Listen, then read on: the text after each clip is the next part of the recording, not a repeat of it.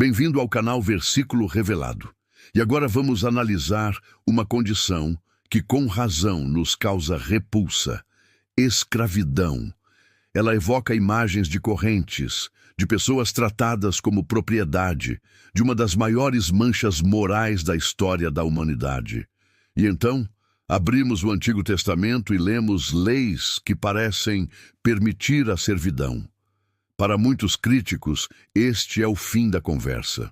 Eles dizem: qualquer livro que não condene a escravidão de forma absoluta e inequívoca é moralmente falido e não pode ser a palavra de um Deus bom. E, honestamente, se a escravidão na Bíblia significasse a mesma coisa que a escravidão racial que conhecemos, eles teriam um ponto incontestável.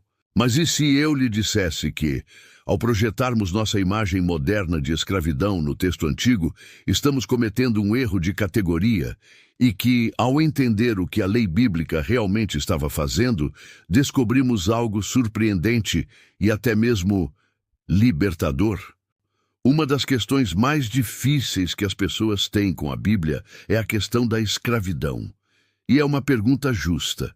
Como um Deus bom poderia permitir algo que parece tão horrível? Para responder a isso, precisamos fazer algo crucial: apagar da nossa mente a imagem da escravidão que conhecemos, a das Américas, que era racial, perpétua e baseada no sequestro e na desumanização. Agora, vamos viajar para o Antigo Oriente Próximo e entender o que a palavra servidão significava naquele contexto. O problema que a lei bíblica estava resolvendo era a sobrevivência. Naquele mundo, não existia lei de falência nem rede de segurança social. Se uma família enfrentasse uma seca terrível ou uma dívida esmagadora, as opções eram brutais: vender a si mesmos ou seus filhos como servos perpétuos para nações vizinhas, ou simplesmente morrer de fome. Era um sistema cruel e sem esperança. Aí vem a pergunta: mas por que Deus simplesmente não aboliu tudo isso? Por que não instituiu a liberdade total de uma vez por todas? Essa pergunta assume que Deus estava legislando no vácuo e não para uma cultura real com uma economia real. Proibir toda forma de servidão de uma só vez, sem uma estrutura social para substituir essa prática, teria causado um colapso econômico e a morte em massa de incontáveis pessoas pobres. Em vez de uma abolição imediata e impossível, Deus fez algo muito mais estratégico. Ele regulamentou, humanizou e limitou a prática de uma forma tão radical que a transformou em algo completamente diferente da escravidão pagã que existia ao redor. Pense na lei de Talião, o famoso olho por olho. Essa lei não foi criada para incentivar a violência, mas para limitar a vingança descontrolada. Da mesma forma, as leis de servidão no Antigo Testamento não foram instituídas para incentivar a opressão, mas para limitar a exploração e criar um caminho de restauração. Primeiro, a lei bíblica proibia a causa principal da escravidão brutal. Em Êxodo 21, a lei é clara: aquele que sequestrar um homem e o vender será morto. Isso é extraordinário. A base da escravidão transatlântica, o sequestro e o tráfico de pessoas, era um crime capital em Israel. A servidão israelita não era baseada em raça ou sequestro, mas em economia. Era, na prática, um contrato de trabalho para pagar uma dívida. Isso nos leva a um ponto fundamental: a origem da servidão no sistema bíblico. Na escravidão das Américas, a origem era o sequestro e a raça. Era um sistema violento, baseado na ideia de que uma pessoa era sub-humana. Já no sistema bíblico, a origem era quase sempre uma dívida econômica. Isso muda tudo. A condição de servo não era uma identidade perpétua, mas uma circunstância temporária. Você não era um servo por pertencer a uma raça inferior, mas porque estava numa situação financeira desesperadora. Não era sobre quem você é, era sobre o que você deve. A lei estava lidando com um problema de falência, não com um sistema de castas raciais.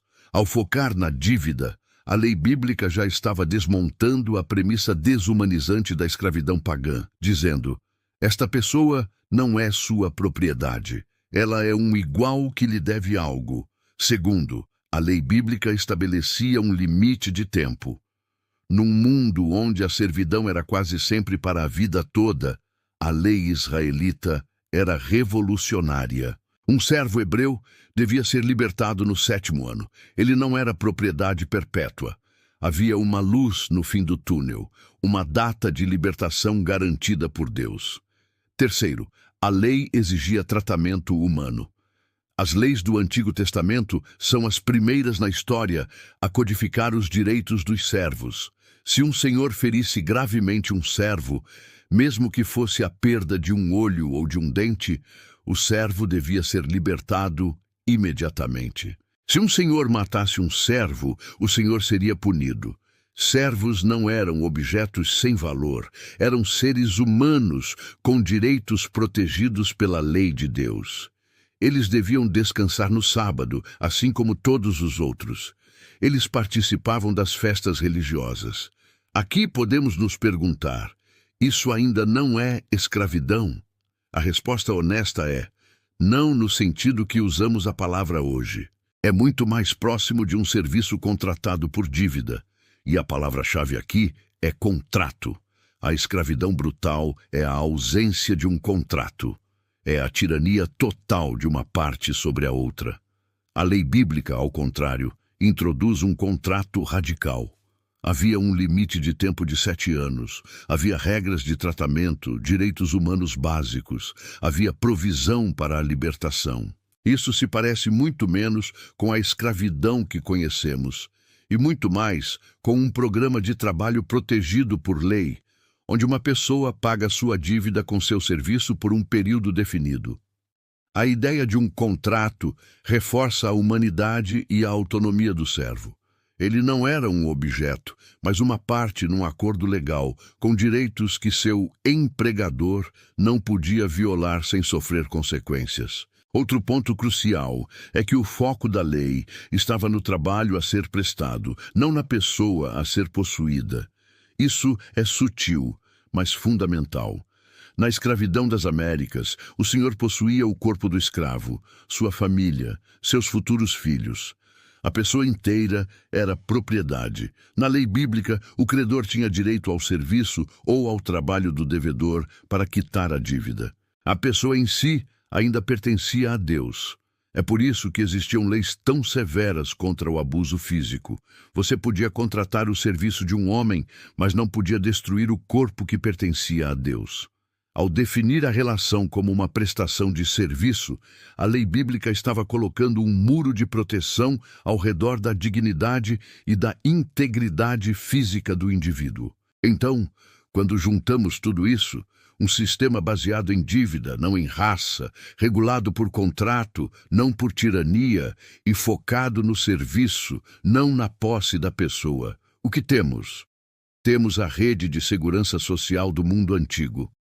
Uma forma de sobreviver a uma catástrofe econômica sem perder a vida, a dignidade ou a esperança de restauração.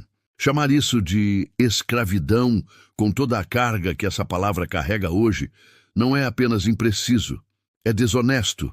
Era um sistema projetado para preservar a vida e a dignidade em tempos desesperados, com um caminho claro de volta à liberdade. Então, quando trazemos luz a estas leis, o que vemos? Vemos um Deus que não estabeleceu a escravidão, mas que encontrou seu povo em um mundo onde a servidão brutal era a norma e deu a eles leis que minavam essa instituição por dentro. Ele plantou sementes de dignidade, direitos humanos e libertação. E essa trajetória de libertação não parou por aí.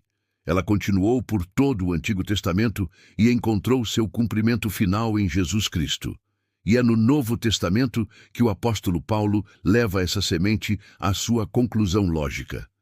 Em sua carta a Filemão, ele fala sobre um escravo fugitivo, Onésimo, e ele não diz a Filemão para tratá-lo apenas com justiça.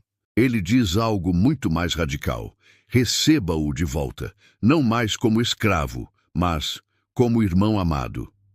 Essa é a trajetória bíblica, de regulamentar a servidão para proteger os vulneráveis, a transformar o servo em um irmão. A Bíblia, quando lida corretamente, não é um manual de opressão.